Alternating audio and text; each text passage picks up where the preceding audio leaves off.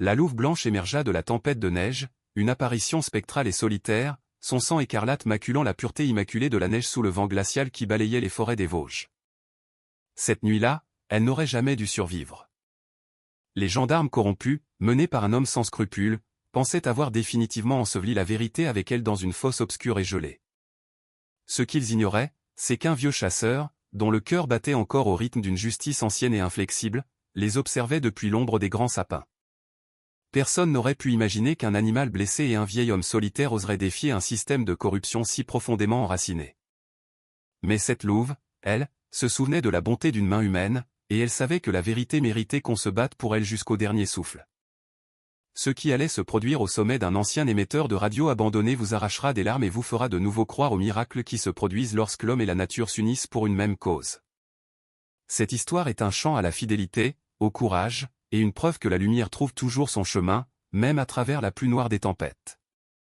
Le vent qui hurlait sur ce petit bourg de campagne en Auvergne ce soir-là n'était pas un simple courant d'air, c'était un cri de douleur, celui d'une bête blessée, piégée dans l'étau du Massif central.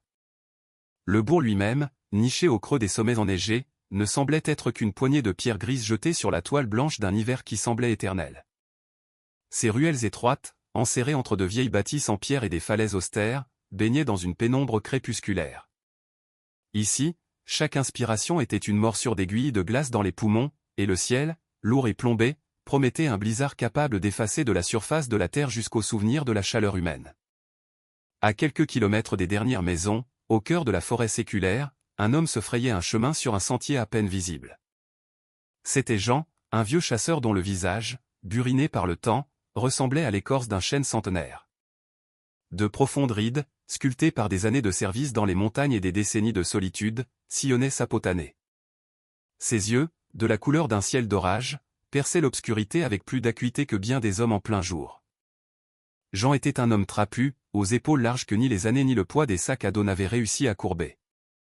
Il se déplaçait avec une aisance silencieuse, ses bottes d'hiver résistantes effleurant à peine la croûte de neige durcie, comme s'il était lui-même une entité de cette forêt. Soudain, le silence ouaté, seulement troublé par le crissement de ses pas, fut déchiré par le vrombissement sourd d'un moteur de voiture. Jean s'immobilisa instantanément, se fondant dans les ombres projetées par un sapin monumental. Devant lui, dans une petite clairière, la lumière crue des phares d'un 4x4 noir déchira la nuit. 3 hommes en sortirent. Le chef du groupe était le capitaine Stéphane, un homme dont l'uniforme de gendarme semblait toujours trop étroit pour son corps et son ego démesuré. Stéphane avait le visage d'un oiseau de proie, avec un nez aquilin et des yeux où la glace ne fondait jamais. Il n'aimait pas la montagne, il n'aimait que le pouvoir qu'il exerçait sur elle et sur ses habitants.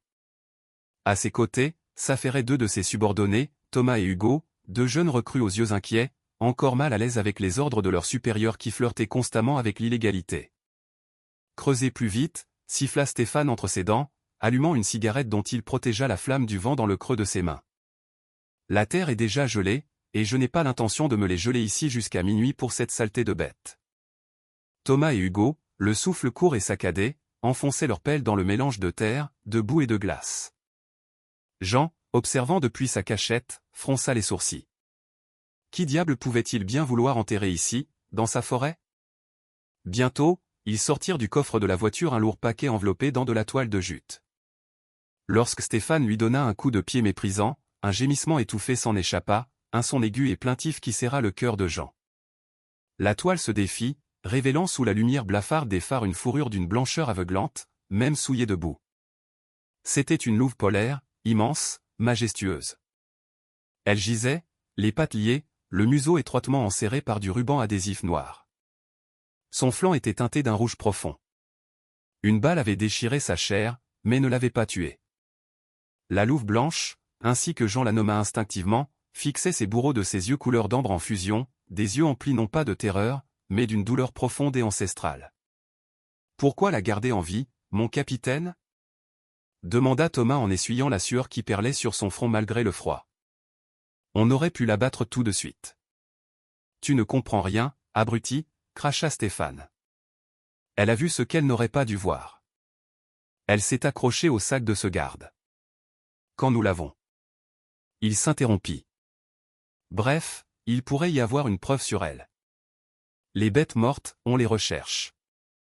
Les disparus, non. Enterrez-la. Vivante, elle se calmera plus vite dans ce sol gelé. Jean sentit une rage froide et tranchante comme son couteau de chasse se répandre dans ses veines. Il se souvint de son ami Nicolas, le garde forestier, disparu 2 semaines plus tôt. Les pièces du puzzle s'assemblaient maintenant en une image terrifiante. Une fois la fosse assez profonde, les 2 jeunes gendarmes y jetèrent la louve. Elle ne tenta même pas de se débattre, ses forces l'ayant abandonnée. Stéphane, avec un grognement satisfait, remonta dans sa voiture. « Hugo, tu restes. Tu finis le travail et tu nous rejoins avec la motoneige. N'oublie pas de bien tasser la terre. » Le 4x4 s'éloigna, laissant le jeune Hugo seul face à la forêt et à une tombe à moitié creusée. Le garçon tremblait, de froid ou de peur devant l'acte qu'il était en train de commettre. Jean agit vite. Il sortit de sa poche sa fidèle fronde, une arme qui, entre ses mains expertes, était plus redoutable qu'un pistolet. Il ramassa un galet lisse, visa et le projeta contre le tronc d'un arbre derrière Hugo. Le jeune homme sursauta, se retournant vers le bruit, et à cet instant précis, Jean surgit de l'obscurité tel un spectre. Le lourd pommeau de son couteau frappa sèchement la base de son crâne. Hugo s'effondra dans la neige sans un bruit. Jean ne perdit pas une seconde. Il sauta dans la fosse et commença à déblayer la terre frénétiquement avec ses mains nues. La louve était déjà à moitié recouverte de terre et de pierres gelées. Lorsqu'il dégagea sa tête, leurs regards se croisèrent. La louve blanche s'immobilisa. Dans ses yeux, il n'y avait plus de sauvagerie, seulement une question muette. « Es-tu venu m'achever, toi aussi ?» Doucement, ma belle, doucement, murmura Jean de sa voix basse et rocailleuse, qui semblait vibrer avec la terre elle-même. Je ne suis pas comme eux. Je suis un ami de Nicolas. Il trancha rapidement les liens qui entravaient ses pattes et retira avec une infinie précaution le ruban adhésif de son museau. La louve ne le mordit pas. Elle se contenta d'inspirer goulûment l'air glacial. Son corps était secoué de violents tremblements. Jean savait qu'Hugo ne tarderait pas à reprendre connaissance et que Stéphane pouvait revenir à tout moment. Il prit la louve dans ses bras. Elle était étonnamment lourde, mais l'adrénaline décuplait les forces du vieil homme. Il la serra contre sa poitrine, sentant son sang chaud imbiber sa vieille veste de chasse. Maintenant, nous formons une meute, marmonna-t-il en s'enfonçant plus profondément dans la forêt, là où seul lui et les esprits de ces montagnes connaissaient les sentiers. Derrière lui, il laissait une tombe profanée, la trace lumineuse de la motoneige et un bourg de campagne qui ignorait encore que cette nuit, au cœur de la forêt, était née une légende capable de briser sa fausse quiétude. Le blizzard à l'extérieur redoublait de violence, transformant le monde en un tourbillon assourdissant de bruit blanc. Jean marchait, le souffle lourd. Ses bottes s'enfonçaient profondément dans la neige fraîche et poudreuse, qui effaçait aussitôt ses traces. Dans ses bras, il portait la louve blanche. Elle était remarquablement calme, seul son souffle rauque et intermittent lui brûlait le cou. Le sang sur son flanc avait commencé à sécher, collant son épaisse fourrure blanche en stalactites rouges et rigides. Sa maison de campagne, une petite bâtisse en pierre cachée dans les plis d'une falaise de granit, apparut devant lui, silhouette sombre et rassurante. Cet endroit ne figurait sur aucune carte. Son grand-père l'avait construite de telle manière qu'elle semblait faire partie intégrante du rocher. Jean poussa la lourde porte en chêne, entra et tira immédiatement le verrou massif. L'intérieur sentait l'absinthe séchée, les vieilles aiguilles de pin et le pétrole. L'air était froid mais immobile, ce qui en soi semblait une bénédiction après la fureur de la tempête. Le chasseur déposa délicatement la louve sur une vieille couverture étendue près de l'âtre en pierre de la cheminée. Aussitôt, la louve blanche tenta de se relever. Ses yeux d'ambre s'enflammèrent d'un feu sauvage, et sa lèvre supérieure se retroussa, dévoilant des crocs acérés. Mais la blessure à sa hanche la rappela à l'ordre par une douleur fulgurante, et elle s'effondra de nouveau sur le flanc, émettant un son rauque et profond, semblable à un soupir de frustration humain. « Reste tranquille, âme fière » dit doucement Jean en allumant une lampe à pétrole. « Dans cette maison, personne ne te fera de mal. Du moins, tant que je respirerai. » Il se mit au travail avec la méthode d'un homme qui a pansé trop de blessures. D'abord, le feu dans la cheminée. Les copeaux de bois s'enflammèrent rapidement, crépitant joyeusement, et une première chaleur, encore timide, commença à se répandre dans la pièce. Ensuite, il sortit sa trousse de premiers secours, une vieille boîte en fer blanc ornée d'une croix rouge effacée par le temps. Jean s'agenouilla près de la louve. Ses mains, large et noueuse comme les racines d'un vieil arbre, se mouvait avec une douceur surprenante. Lorsqu'il commença à couper la fourrure ensanglantée autour de la plaie, la louve blanche gronda. C'était un son bas et vibrant, qui fit trembler la vitre de la petite fenêtre. Elle ne faisait pas que l'avertir, elle haïssait sa propre faiblesse. « Tu n'es pas une simple louve, n'est-ce pas » murmura Jean, ignorant la menace. Il y a trop d'intelligence dans ce regard. Soudain, ses doigts butèrent contre quelque chose de dur sous l'épais sous-poil de l'animal, au niveau de son cou. Il écarta délicatement la fourrure et se figea. Là, dissimulé par la crinière blanche, se trouvait un collier étroit et high-tech en alliage de titane. Une petite capsule y était attachée, hermétiquement fermée et cachée avec tant d'habileté qu'on ne pouvait la remarquer qu'au contact direct. À l'intérieur du collier, Jean vit une gravure, Nicolas V. Garde forestier. Le cœur du vieil homme manqua un battement. Nicolas, son seul ami dans cette rude contrée, un homme qui croyait aux lois de la forêt plus qu'aux lois des hommes. Nicolas avait disparu il y a 2 semaines, et les autorités avaient rapidement classé l'affaire, concluant à un accident. Alors c'est pour ça que Stéphane voulait enterrer, réalisa Jean. Sa voix devint dure comme le granit. Tu es le seul témoin, et tu portes sur toi ce que Nicolas n'a pas eu le temps de transmettre. Dans la capsule était cachée une minuscule carte USB. Jean n'était pas un expert en technologie moderne, mais il comprenait une chose, ce petit objet avait coûté la vie à son ami, et il pouvait maintenant lui coûter la sienne, ainsi que celle de cette louve. Il finit de nettoyer la plaie. La balle était ressortie, ne touchant pas l'os mais laissant une vilaine déchirure dans les muscles. Jean appliqua sur la blessure une pommade à base d'extrait de genévrier et d'herbe des bois, une recette qu'il tenait de sa grand-mère. Puis, il posa un bandage serré fait d'une bande de lin propre. Une fois les premiers soins prodigués, venait le plus difficile, gagner sa confiance. Jean savait qu'une bête rassasiée est une bête calme. Il sortit du garde-manger un bol en terre cuite contenant les restes de sa soupe du soir. « Mange, ma belle, tu as besoin de force. » Il posa le bol devant elle. La louve ne tourna même pas la tête. Elle fixait le feu dans la cheminée avec une sorte d'indifférence aristocratique, comme si la nourriture proposée était indigne d'elle. Jean eut un petit sourire. « Oh, mais quelle princesse! La soupe n'est pas à ton goût. » Il se souvint alors de sa réserve de viande de cerf séchée, qu'il gardait pour les jours les plus rudes. Il en coupa quelques fines lamelles, les disposa sur une planchette propre et la poussa vers elle. L'odeur de la viande séchée emplit la pièce. Les oreilles de la louve frémirent. Lentement, avec un effort visible, elle tourna la tête et regarda la viande, puis Jean. À cet instant, un silence total s'installa dans la maison de campagne, seulement troublé par le hurlement du vent au dehors. C'était l'instant de vérité. Si elle acceptait la nourriture, elle acceptait sa protection. La louve blanche s'avança prudemment vers la viande. Son nez humide frémit. Elle prit un morceau, le mâcha et l'avala, puis un deuxième. Ses mouvements étaient pleins de grâce, même dans son état. Quand elle eut fini, elle lécha de manière inattendue la main de Jean. Sa langue était rêche et chaude. Jean sentit quelque chose commencer à fondre dans sa poitrine, là où des années de solitude avaient formé une épaisse couche de glace. Il se leva et se dirigea vers le porte-manteau près de la porte. Y était suspendue une vieille veste, sentant le pain et la poudre, que Nicolas avait laissé lors de sa dernière visite. Jean la prit et en couvrit délicatement la louve. Dès que l'odeur de son ancien maître atteignit ses narines, la louve blanche ferma les yeux.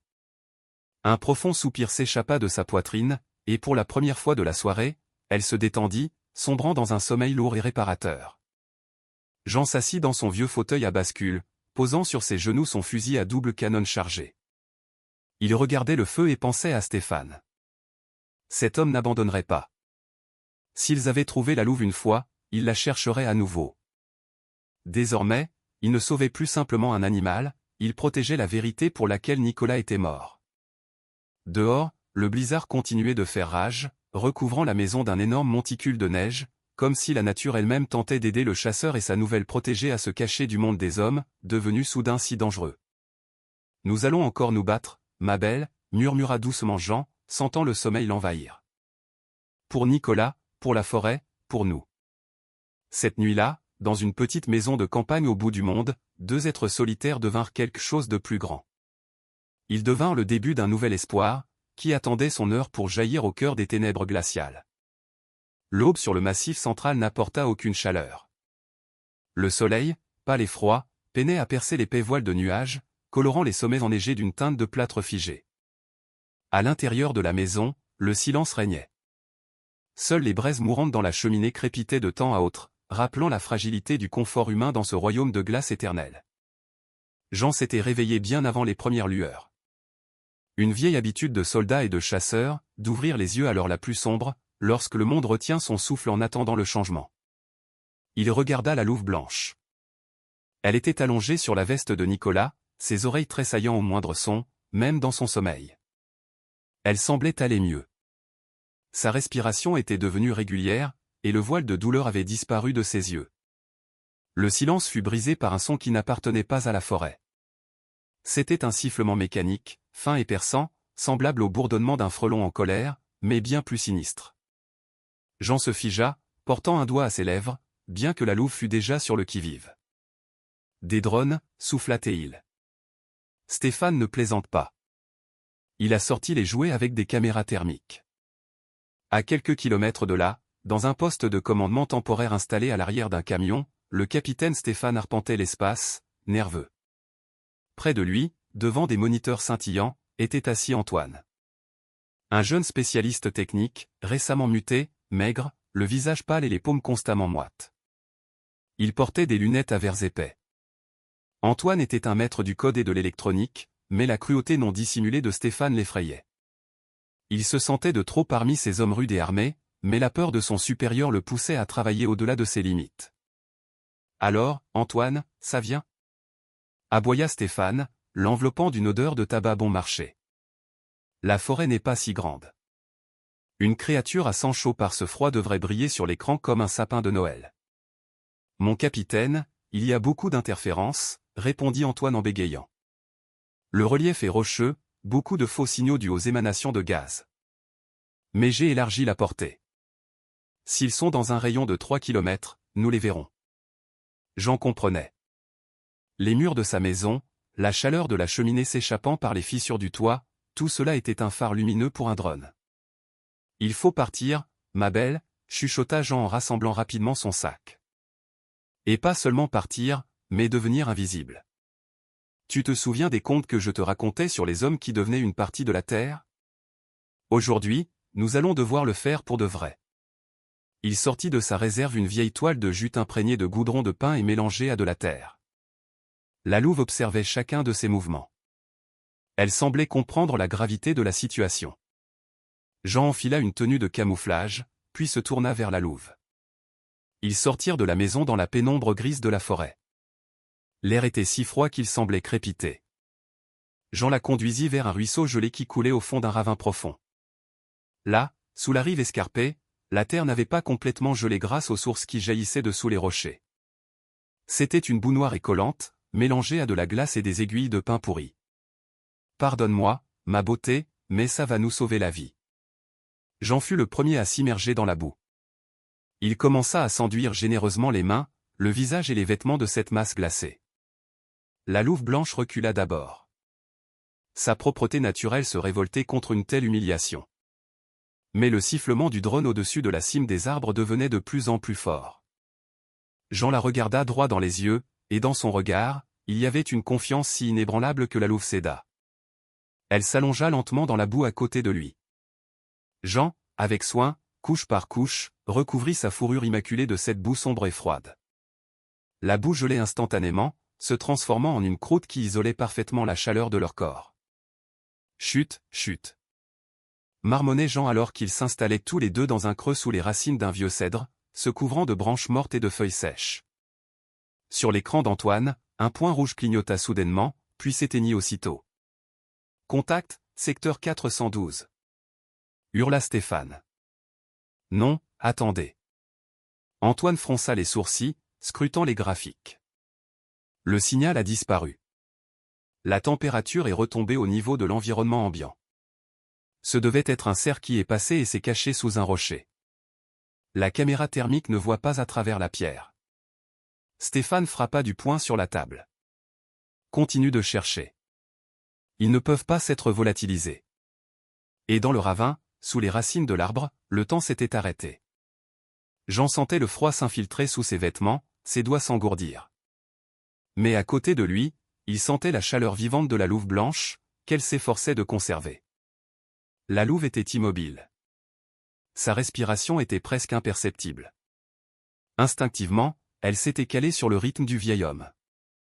Le drone plana juste au-dessus d'eux. À travers les branches, Jean pouvait voir son corps noir et sa caméra rotative.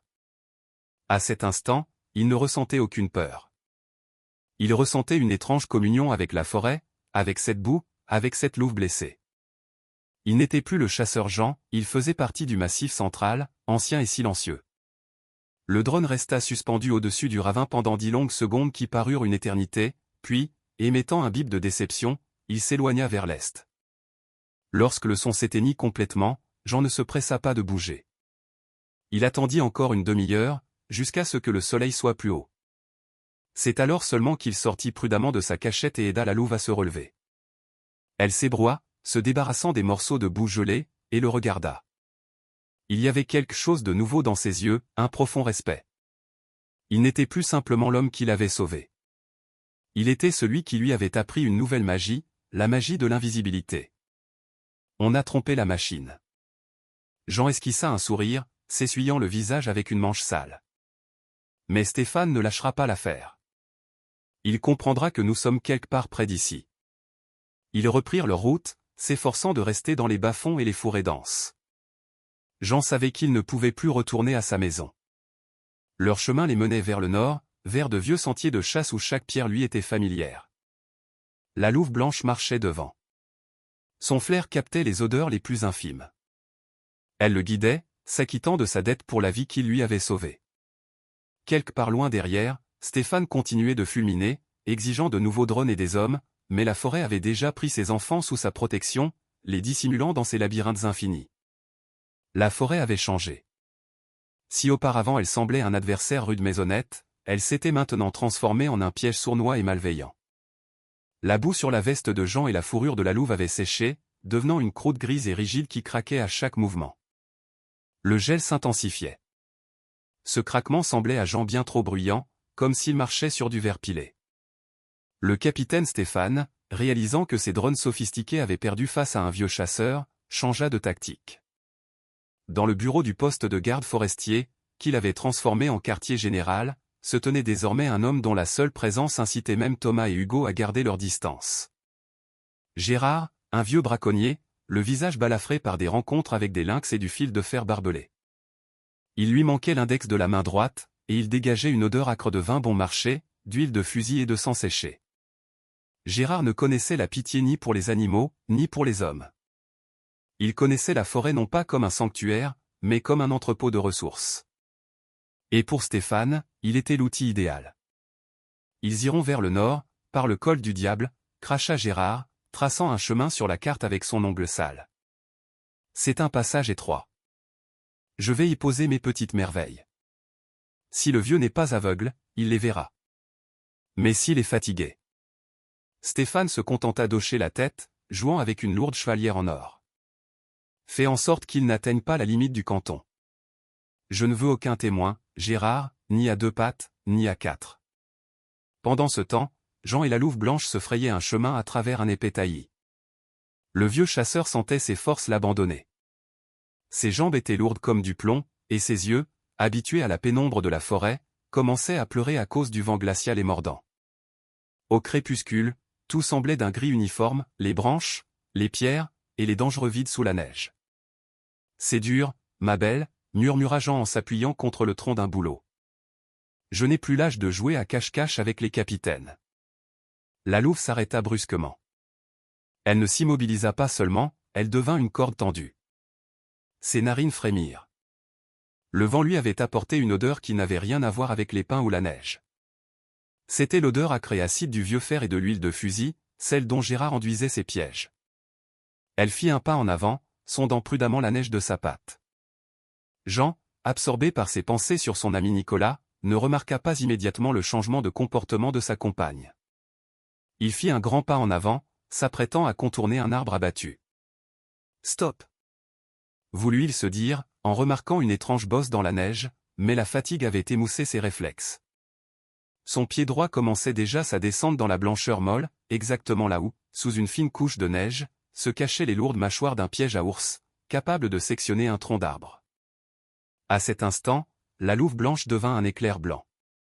Elle ne gronda pas, ne jappa pas. Elle percuta de tout son poids la hanche de Jean, le faisant tomber. Le vieil homme s'effondra sur le côté, jurant de surprise, et à la même seconde, un son terrible résonna dans la forêt. Clac. Un choc métallique lourd, qui fit trembler le sol. Les dents rouillées du piège se refermèrent dans le vide, à quelques centimètres seulement de l'endroit où se trouvait la jambe du chasseur. Des étincelles jaillirent du choc de l'acier contre l'acier, brillant dans la pénombre comme les yeux d'un démon. Jean gisait dans la neige, le souffle court. Son cœur battait à tout rompre dans sa cage thoracique. Il regarda le piège, puis la louve blanche. La louve se tenait près de lui. Les poils de son échine étaient hérissés, et une colère froide brûlait dans ses yeux. Elle l'avait sauvé. Pas simplement pour s'acquitter d'une dette, mais pour protéger son chef de meute. Gérard, souffla Jean, reconnaissant la signature de son vieil ennemi. Il n'y a que cet enfoiré pour poser des pièges non marqués en plein milieu d'un sentier. Il se releva, sentant une rage froide et calculée monter en lui. La fatigue avait disparu comme par enchantement. Il savait maintenant qu'on avait lancé contre eux non seulement la technologie, mais aussi ce qu'il y a de plus vil dans la nature humaine. « Merci, ma belle. » Il tendit la main et toucha un instant sa tête. La louve ne recula pas. « Maintenant, c'est toi qui guides. Mes yeux me trahissent, mais ton nez voit à travers le fer. » Le reste du trajet à travers le défilé se transforma en une danse mortelle. La louve blanche marchait en tête, se déplaçant en zigzag, contournant les monticules suspects et les amoncellements de neige. Elle indiquait le chemin, et Jean suivait scrupuleusement ses traces, retenant presque son souffle. Ils découvrirent 3 autres pièges. Un collet suspendu, caché dans les branches d'un sapin, et 2 autres, camouflés dans un passage étroit entre les rochers. À chaque fois, la louve s'immobilisait, l'avertissant par un son bas et bref. Jean marquait ces endroits avec des branches cassées, transformant les pièges de Gérard en ferraille inutiles. Lorsqu'ils débouchèrent enfin sur un plateau ouvert, la lune sortit des nuages, éclairant leur chemin vers le nord. La louve blanche se retourna vers Jean, et dans la lumière lunaire, sa fourrure blanche, nettoyée de la boue par la neige profonde, brillait comme de l'argent. « On a réussi, » dit doucement le vieil homme, regardant les lumières lointaines du bourg qui semblaient d'ici petites et insignifiantes. Mais Gérard comprendra que ces pièges n'ont pas fonctionné. Il sera furieux, et la fureur rend les gens imprudents. Ils continuèrent leur progression. Ce n'était plus la fuite d'une proie devant un chasseur. C'était la marche de 2 alliés égaux, qui avaient appris à se faire confiance plus qu'à leur propre sens. Et quelque part devant, dans la maison accueillante de la vieille Marie, les attendait leur seule chance de sauver la vérité, cachée dans le collier en titane au cou de la louve blanche. Quand les contours d'une vieille église de campagne en bois se dessinèrent à l'horizon, la lune était déjà à son zénith, baignant le monde d'une lumière argentée et fantomatique. C'était une église isolée, où vivait Marie. Sa maison était adossée directement au mur de l'édifice, tel un petit nid accroché à un arbre puissant. Marie, une ancienne infirmière militaire, avait un visage qui ressemblait à un parchemin ancien, couvert des écritures du temps. Elle était petite, voûtée, mais dans ses mains, qui sentaient la lavande et l'iode, se cachait une force capable de faire tomber une fièvre ou d'apaiser une bête sauvage. Marie avait vu la mort si souvent qu'elle avait cessé de la craindre, la considérant comme une vieille connaissance acariâtre. Jean frappa à la porte. 3 coups lourds, 2 coups légers. Un code familier d'une vie antérieure. La porte s'ouvrit presque instantanément, les enveloppant de la chaleur d'un poêle bien chauffé et de l'arôme de pommes séchées. « Entrez vite, avant que les diables ne vous suivent », crissa la voix de Marie, qui recula dans l'ombre. Quand elle vit la louve blanche, ses yeux derrière ses épaisses lunettes s'écarquillèrent. La louve, malgré sa fatigue, entra dans la maison avec la dignité d'une reine, reniflant avec méfiance les odeurs d'encens et d'herbe. « Oh, Jean !» murmura la vieille femme en faisant un signe de croix. « Tu as amené la dame blanche de la forêt dans ma maison. Sais-tu quelle tempête tu traînes derrière toi? » « Je sais, Marie. Nous avons besoin de chaleur, et... » Il sortit le collier de sous sa veste. « Point de l'ordinateur de ton neveu. Nicolas n'est pas mort pour rien. Pendant que Marie s'occupait des blessures de la louve, appliquant une pommade spéciale à base de résine de pin, Jean ouvrit un vieil ordinateur portable. Les doigts du chasseur tremblaient. Lorsque le fichier de la carte USB s'ouvrit, le silence dans la pièce devint si total qu'on pouvait entendre la cendre tomber dans le poêle. Sur l'écran se succédaient des photographies, d'immenses plaies béantes au cœur de la forêt protégée, des carrières illégales d'extraction de minerais, des engins de chantier aux numéros masqués, et le pire de tout, des photos de Stéphane serrant la main d'un homme en costume coûteux devant des cèdres abattus. Nicolas avait tout documenté, les registres financiers, les itinéraires de contrebande, les coordonnées des décharges de déchets toxiques. Alors c'est ça, la vérité, dit amèrement Jean. Ça l'est cher. La louve blanche était allongée aux pieds de Marie. La vieille femme fredonnait une vieille chanson française sur le vent libre et les rivages lointains. La louve écoutait, la tête posée sur ses pattes, et ses yeux reflétaient les flammes des bougies. À cet instant, elle n'était pas une bête, et Jean n'était pas un soldat. Ils n'étaient que des âmes cherchant un refuge avant la grande bataille. Mais leur répit fut de courte durée. La louve blanche releva soudain la tête et émit un son bas et vibrant. Une seconde plus tard, Jean l'entendit aussi. Le crissement strident de freins sur la route verglacée et le claquement de portières de voiture. Ce sont eux. Jean saisit son fusil. Cachez-vous dans le vieux four à pain, ordonna Marie. Derrière la plaque de fermeture, il y a une grande niche pour le bois. Et ne faites pas un bruit si vous tenez à la vie. Jean et la louve eurent à peine le temps de se glisser dans l'espace étroit et sentant la suie que des coups violents retentirent à la porte. Marie, marmonnant des jurons, ouvrit lentement le verrou. Sur le seuil se tenait Stéphane. Son visage, à la lueur d'une lampe de poche, semblait être un masque de cire. « Bonsoir, la mère. » Stéphane entra sans y être invité. Ses bottes laissèrent des traces sales sur le sol propre. « On cherche des fugitifs. Un vieil homme et une chienne. On dit que tu aimes soigner toutes sortes de... Dans ma maison, il n'y a que des prières et des remèdes, mon capitaine, répondit calmement Marie, tout en remuant quelque chose dans une marmite en fonte. Les charognards portent généralement un uniforme et défoncent les portes des vieilles femmes au milieu de la nuit. Stéphane plissa les yeux. Il s'approcha du four à pain. Derrière la plaque, Jean sentait son odeur. Un mélange de parfum cher et de peur. Stéphane passa la main sur les briques, sentant leur chaleur. La louve blanche, à côté de Jean, était pétrifiée. Même son cœur semblait avoir cessé de battre. Ça sent le chien mouillé, siffla Stéphane en regardant une gamelle d'eau que Marie n'avait pas eu le temps de ranger. Ce sont mes vieux os qui sentent, mon garçon, rétorqua la vieille femme. Et l'encens. Tu veux que je te bénisse pour chasser les démons de ta tête ? Stéphane cracha par terre et se tourna vers ses hommes. Fouillez l'église. Si vous trouvez la moindre trace, brûlez tout. Quand ils furent sortis, Marie se précipita vers le four. Partez par le passage souterrain sous l'autel. Ils vont revenir avec des chiens. La gamelle ne les trompera pas. Comment traverser la cour ? Ils sont 4, chuchota Jean en sortant de sa cachette. Marie sourit malicieusement, et dans ses yeux brilla une lueur de folie, celle que l'on ne voit que chez ceux qui ont vécu trop de guerres. On va leur organiser une rencontre avec les esprits. Prenez les sacs de farine dans l'entrée et une lanterne. Lorsque Stéphane et ses hommes sortirent de l'église, ils virent quelque chose d'étrange. Des fenêtres de la maison de Marie s'échappait une épaisse fumée blanche. Mais ce n'était pas la fumée d'un incendie. À la lumière de leurs projecteurs, des milliards de particules blanches tourbillonnaient dans l'air. « C'est quoi ce bordel ?» cria Hugo en se protégeant le visage. « C'est l'esprit de la louve blanche, venu réclamer vos âmes. » Tonna la voix de Marie depuis l'obscurité. Jean, utilisant une vieille ruse de commando, avait vidé les sacs de farine devant un puissant ventilateur que Marie utilisait pour sécher ses herbes.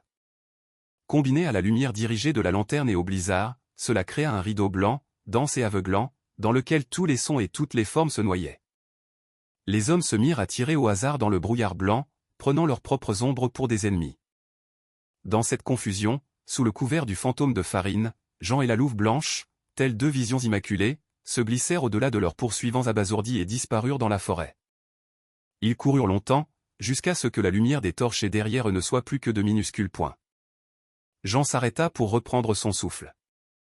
il regarda la louve blanche. Elle était entièrement blanche de farine, tout comme lui. Maintenant, nous sommes vraiment des fantômes, rit-il doucement. Et ce rire était le premier depuis de nombreux jours. Ils étaient en vie. Ils détenaient la vérité. Et devant eux, il n'y avait plus qu'un seul objectif, une haute tour d'acier qui devait raconter leur histoire au monde entier. La farine blanche, déposée sur la veste de Jean et la fourrure de la louve, fondait progressivement sous l'assaut du vent glacial, se transformant en gouttes grises et collantes. Il montait de plus en plus haut dans les montagnes, là où la forêt s'éclaircissait, cédant la place à des falaises de granit nues que les habitants appelaient les roches d'argent. L'air y était si raréfié et si froid que chaque inspiration était comme une gorgée de glace pilée. Loin en bas, dans la vallée, les lumières du bourg scintillaient comme des perles éparpillées. Stéphane et ses hommes s'étaient sûrement remis de leur rencontre avec le fantôme de farine et ratissaient maintenant les basses terres, sans se douter que le vieil homme et la louve avaient entrepris l'ascension insensée vers un ancien émetteur de radio. L'émetteur se dressait sur le monde comme une gigantesque aiguille d'acier, perçant le ventre bas des nuages. C'était une structure d'une autre époque, abandonnée mais toujours capable de transmettre un signal à des centaines de kilomètres à la ronde, si l'on savait comment ranimer son cœur d'acier. On y est presque, ma belle, halta Jean, s'appuyant sur un bâton de marche improvisé. Son cœur battait de manière irrégulière, martelant lourdement ses tempes. Mais le chemin vers le sommet était barré par les gorges du Verdon. Une profonde blessure noire dans le corps de la montagne, enjambée par un vieux pont suspendu. Les chênes rouillés gémissaient dans le vent, et les planches de bois, dont beaucoup avaient pourri et disparu depuis longtemps, étaient couvertes d'une couche de givre glissant. Sous le pont, dans un vide de 300 mètres, rugissait une rivière de montagne, mais on n'entendait pas son bruit, seulement le sifflement du vent, rappelant des voix spectrales. Jean s'arrêta au bord du gouffre. Son visage devint plus pâle que d'habitude. À cet instant, une image d'un passé lointain lui revint en mémoire. Il y a 40 ans, lors d'un exercice militaire en montagne, une corde avait lâché. Depuis lors, une peur profonde, non pas de la mort, mais de ce vide insondable et incontrôlable sous ses pieds, s'était installée en lui. Le vertige, déclenché par une ancienne blessure, le saisit soudainement. Le sol sous ses pieds sembla tanguer, et le pont lui parut un fil ténu, incapable de supporter même le poids d'un oiseau. Jean sentit ses genoux devenir mous. Il fit un pas en arrière, respirant difficilement. La louve blanche sentit le changement. Elle s'approcha de lui, touchant sa paume de son museau. Ses yeux d'ambre le fixaient avec interrogation et inquiétude.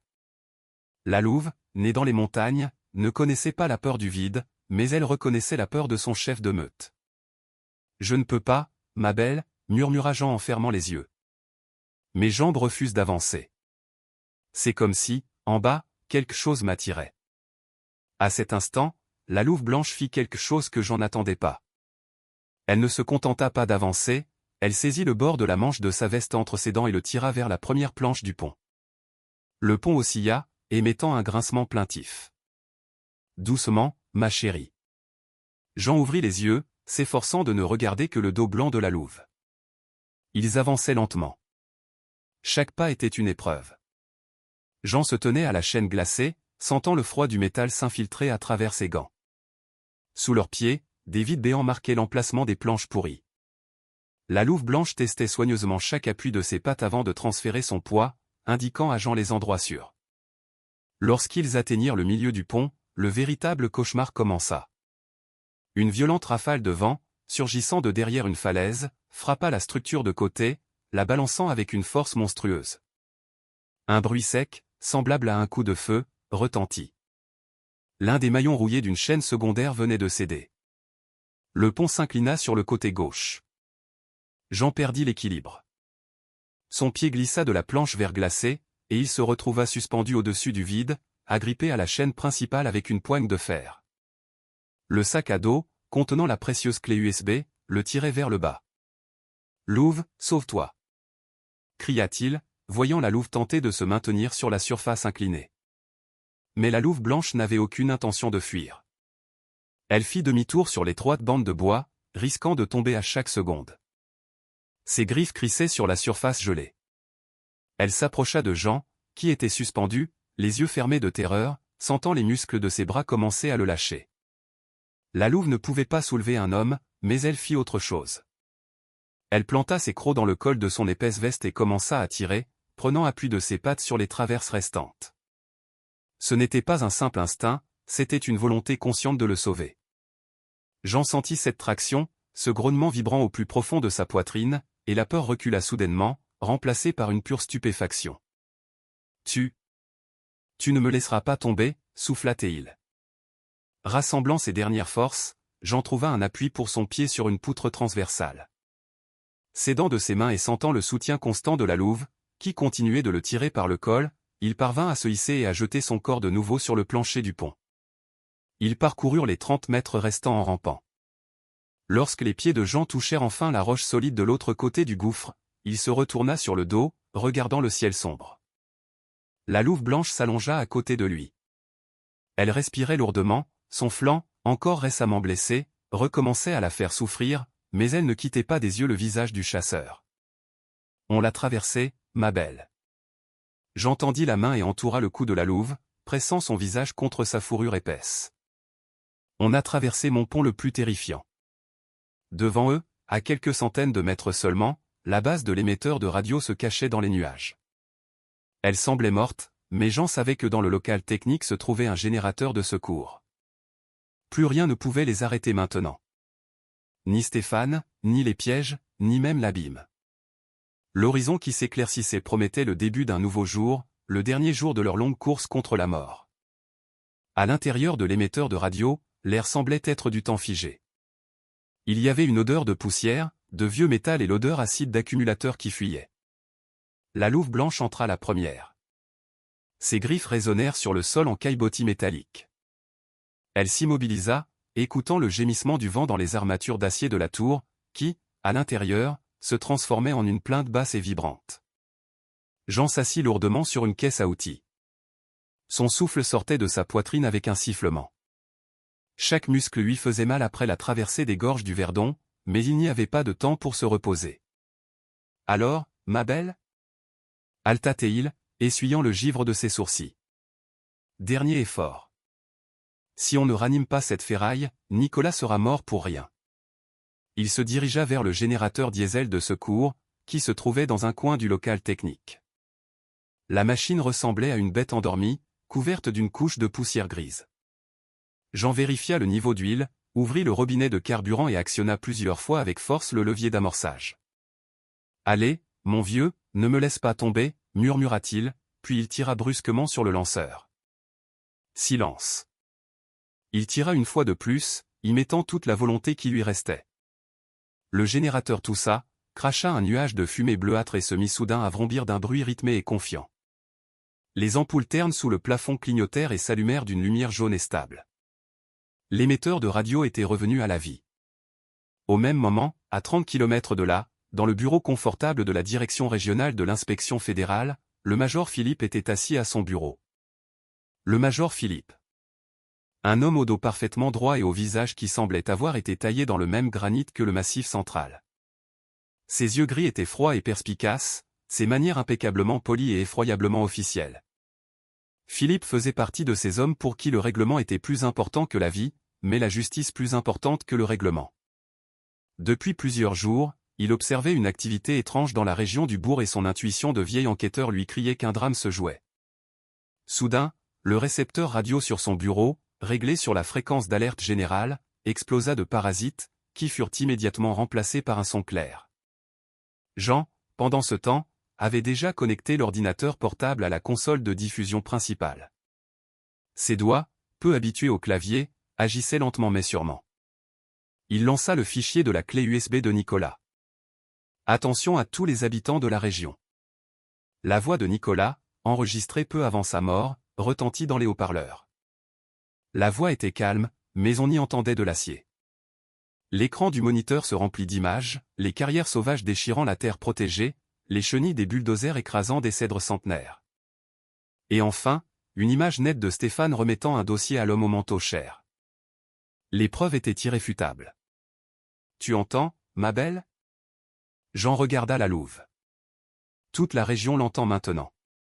La louve blanche se tenait près de la fenêtre qui donnait sur la route d'accès. Soudain, elle émit un bref son guttural. Jean regarda dehors. À travers le brouillard matinal, le 4X4 noir de Stéphane fonçait à toute vitesse vers l'émetteur. Le capitaine avait compris d'où venait le signal, et il n'avait d'autre choix que d'essayer de le faire taire par le sang. « Va-t'en, louve !» Jean saisit son fusil. « Cours dans la forêt avant qu'il n'encercle la tour. Je vais les retenir. » Mais la louve ne bougea même pas. Elle se serra simplement plus fort contre sa jambe. Ses yeux brûlaient d'un feu froid et primitif. Elle avait choisi sa voie. Elle n'était plus une bête sauvage fuyant le danger. Elle était une protectrice. Stéphane fit irruption dans le bâtiment de la tour 5 minutes plus tard. Son visage était rouge de fureur, sa respiration saccadée. Il était seul. Ses adjoints, Thomas et Hugo, en entendant la transmission à la radio, avaient simplement jeté leurs armes et disparu dans la forêt, ne voulant pas sombrer avec leur chef. « Ordure !» cria Stéphane en levant son fusil d'assaut. « Tu as tout détruit. Tout ce que j'ai construit pendant des années. » Jean se tenait derrière la console, sans lever son arme. Il regardait Stéphane avec une sorte de pitié amère. « Ce n'est pas moi, Stéphane. C'est Nicolas qui a fait ça, et cette terre que tu as piétinée.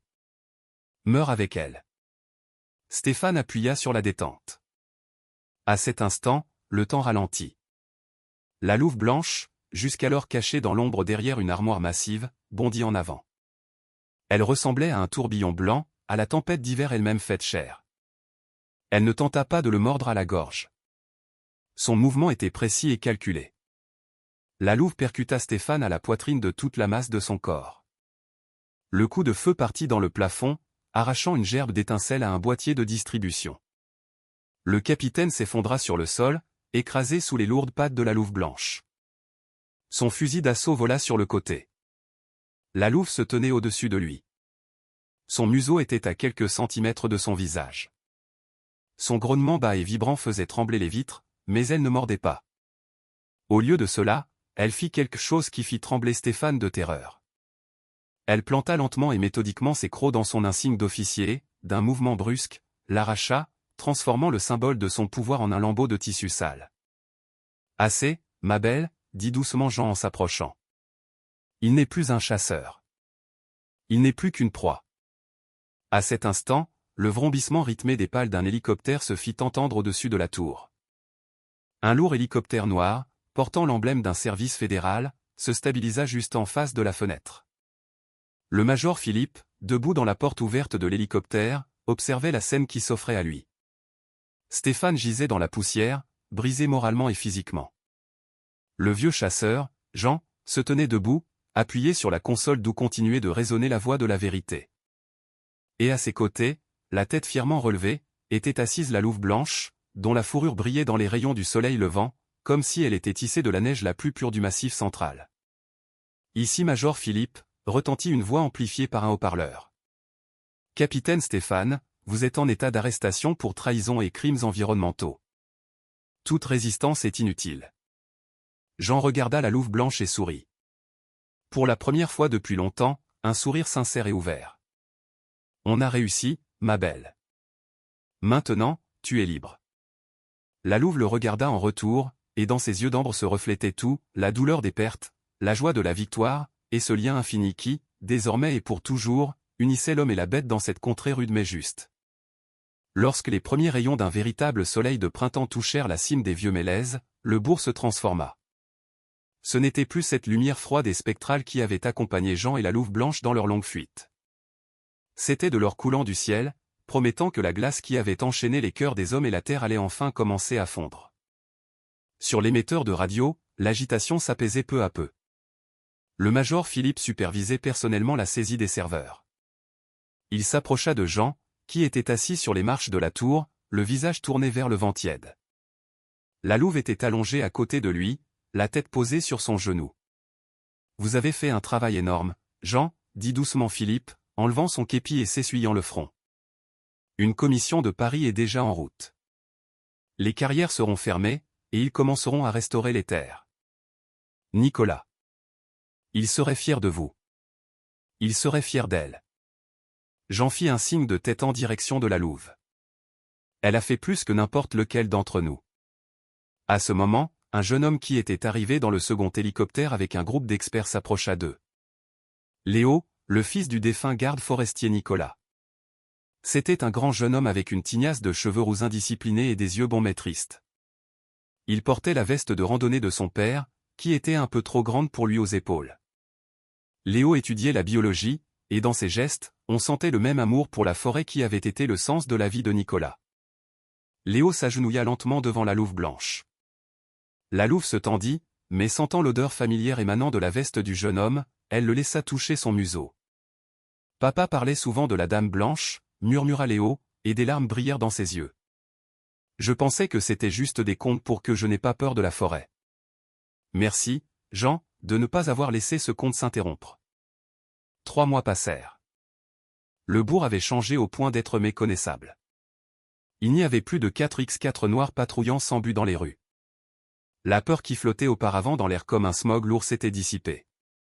Au centre du village, à la boulangerie de Pierre, la vie bouillonnait dès le matin. Le vieux Pierre, un homme costaud avec des moustaches toujours blanches de farine et un rire tonitruant, n'était plus seulement boulanger, mais le maire par intérim de la ville. Il n'aimait pas la politique, mais il aimait l'ordre. « Mange, Jean, mange !» tonnait Pierre en plaçant devant le chasseur un panier de croissants chauds. Aujourd'hui, c'est la maison qui régale. Toute la ville célèbre l'ouverture de la nouvelle réserve naturelle. Et sais-tu comment nous l'avons appelée? La réserve naturelle et le chemin de neige. Jean sourit en arrachant un morceau de la viennoiserie parfumée. Il avait l'air rajeuni, ses blessures étaient guéries, et ses yeux ne cachaient plus cette rage froide. Mais dans ce sourire, il y avait aussi l'ombre d'une douce mélancolie. Après le petit déjeuner, il retourna à sa maison de campagne dans les Roches d'Argent. Il ne voulait pas rester en ville. Les montagnes étaient sa maison, et là-bas, elle l'attendait. La louve blanche l'accueillit à la lisière de la forêt. Sa fourrure était devenue encore plus dense et plus blanche, et la blessure sur son flanc s'était refermée, ne laissant qu'une petite cicatrice, visible seulement si l'on savait où regarder. Ils passèrent plusieurs semaines ensemble, profitant d'un silence qui n'était plus angoissant. Jean grommelait souvent lorsque la louve, par habitude, essayait de lui voler un gant ou refusait de manger sa bouillie, n'exigeant que de la viande fraîche. « Quelle princesse !» riait-il en la grattant derrière l'oreille. « Ton collier d'héroïne est dans l'armoire, et tu te comportes toujours comme une sauvage. » Mais tous deux savaient que le moment des adieux était proche. La louve blanche appartenait à la forêt. Elle était son esprit, son souffle, son symbole vivant. La garder dans sa maison aurait été un crime contre la nature elle-même. Le dernier soir, alors que le soleil descendait lentement derrière la crête du massif central, peignant les sommets enneigés d'une douce couleur rosée, ils sortirent sur ce même plateau où la louve avait autrefois sauvé Jean du piège de Gérard. Jean s'assit sur un rocher, et la louve se tint à ses côtés, regardant la mer infinie de la forêt à leurs pieds. « Va, ma belle, » dit doucement le vieil homme, sentant une boule se former dans sa gorge. « Ta meute t'attend. Nicolas est en paix maintenant, et moi aussi. Tu as fait tout ce que tu devais faire. » La louve blanche se retourna. Elle le regarda longuement dans les yeux, et dans ce regard, il y avait toute l'histoire de leur court mais grand voyage. Elle lui lécha la joue. Une dernière fois, avec chaleur et douceur. Puis elle fit quelques pas vers la forêt, s'arrêta et poussa un long hurlement prolongé. Ce n'était pas un cri de douleur, c'était un hymne à la liberté. Des profondeurs de la forêt, on lui répondit.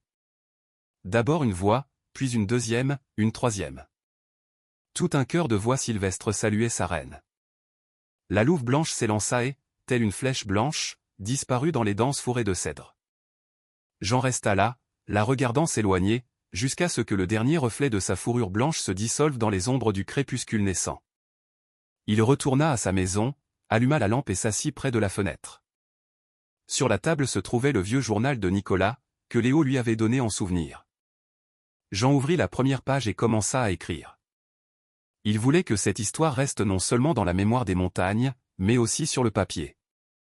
La vie continuait. Le bourg se reconstruisait.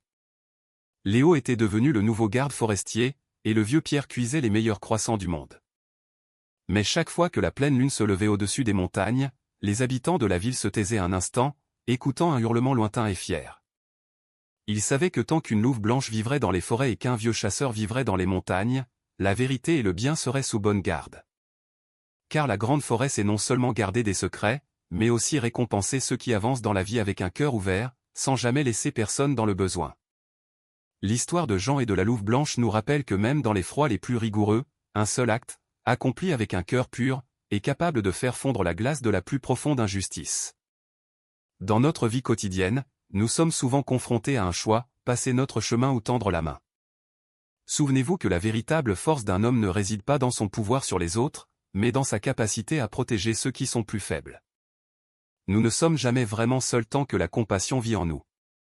Car la bonté est un fil invisible qui nous relie à tout le monde vivant. En protégeant le faible, vous sauvez avant tout votre propre âme. Si cette histoire de courage et de fidélité a réchauffé votre cœur, s'il vous plaît, mettez un j'aime et partagez-la avec ceux qui ont besoin de soutien aujourd'hui. Abonnez-vous à notre chaîne pour que nous puissions continuer à partager avec vous des légendes d'amour et de lumière, qui triomphent toujours des ténèbres. Vos pensées dans les commentaires sont les précieuses étincelles de notre feu commun, autour duquel nous nous réchauffons ensemble. Que Dieu vous bénisse, vous et votre foyer. Qu'il vous accorde la clairvoyance du cœur pour voir les besoins de votre prochain, et la force d'esprit pour ne pas les abandonner dans le besoin. Que sa grâce vous protège sur tous vos chemins, comme le soleil de printemps protège la forêt qui s'éveille.